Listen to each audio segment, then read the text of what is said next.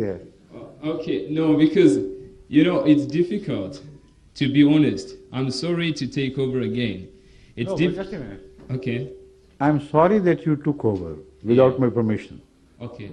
This is where I'm actually sort of saying, It is difficult to be honest. yeah, I agree.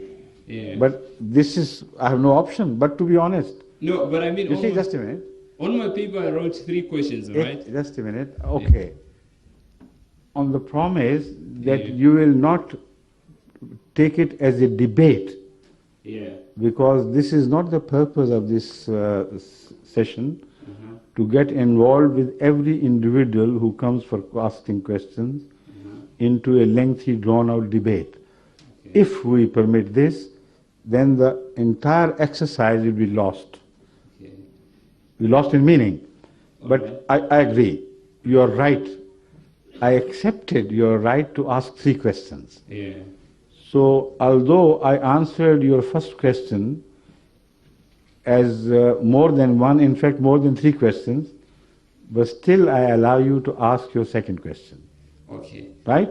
My And second- then you wait until your third is also asked and answered. Okay. Thank you. Well, what I would say is that it doesn't even need any answer. You don't even need to answer me, because this is where something is difficult, especially when you have to sit on an issue that went on for centuries. And still today, we're living in the theory of man, which is based upon material things that we see. And when we talk of God, we're talking of spiritual faith. And faith itself is believing in things that you can't see. And when you want to find out, even in the celestial world where God is sitting, it's actually a matter of finding the scientists that they were trying to discover where the sun was. And they say that the closer they come to the sun, it was hot to get to the sun. And the farther they go to Pluto, it was even colder to get to Pluto. And they couldn't make it to get there. And God, the Almighty, the creator of all things, had put everything in order.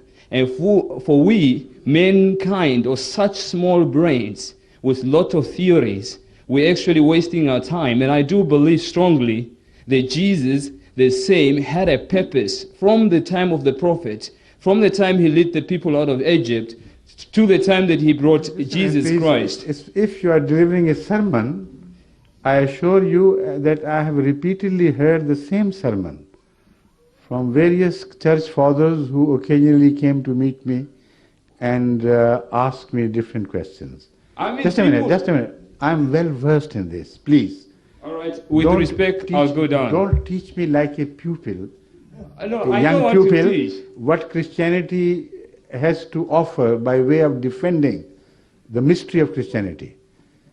I fully understand these things, but I assure you that it is wrong to say that you cannot prove the existence of God because he can be neither seen, nor touched, nor smelt, nor tasted, nor heard. Absolutely.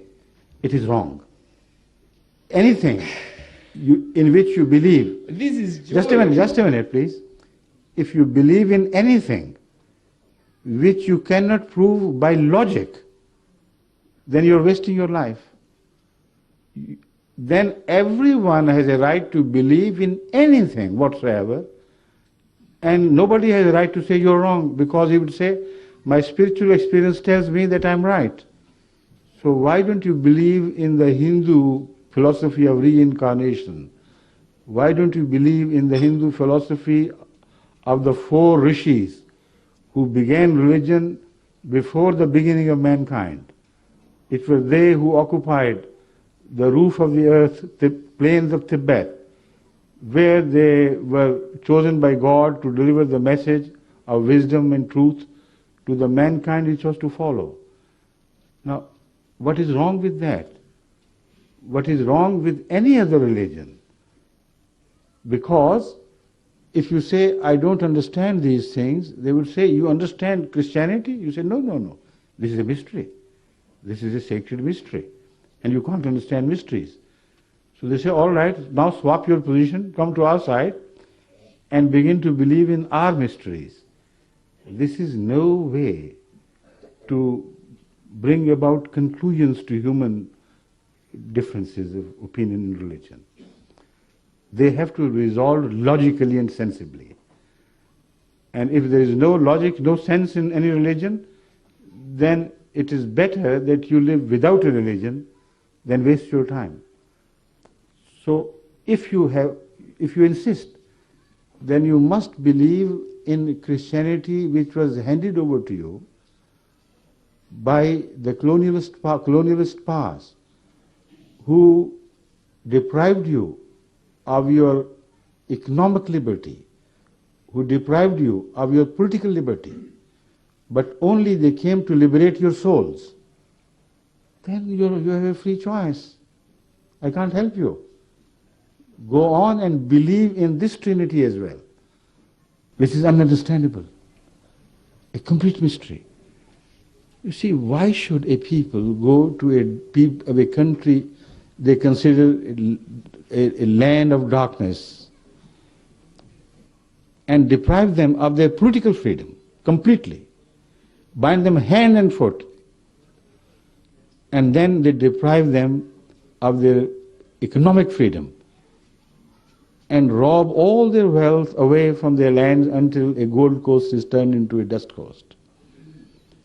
But when it comes to spirits and souls, there come the Christian priests and tell them, well, they are, of course, coming from the same lands, but we don't agree with them.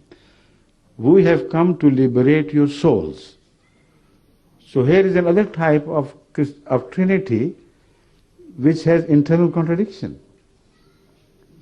And if I point it out to you, you will say, I have believed in one Trinity with contradictions, it doesn't hurt me. Why shouldn't I believe in the second?